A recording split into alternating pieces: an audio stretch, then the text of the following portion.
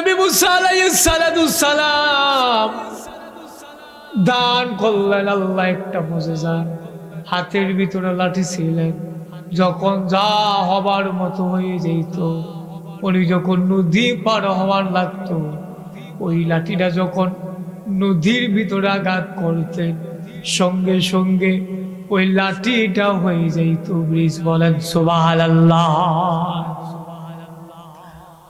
আবার শুনুন মুসলমান, মন দিয়ে শুনো,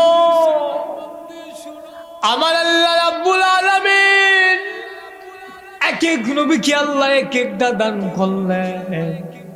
তাইলে আমার নবীরে কি দান করলেন জানতে কি মন চাই নাকি চাই না? মুসলমান মন দিয়ে শুনো, আমার আল্লাহ রাব্বুল আলামিন এই দুনিয়ার ভিতরে 1,24,000 বলেন অথবা 2,24,000 বলেন, সকল নবী এবং রাসূল মিলে যাও আমার নবীজি একাই তা।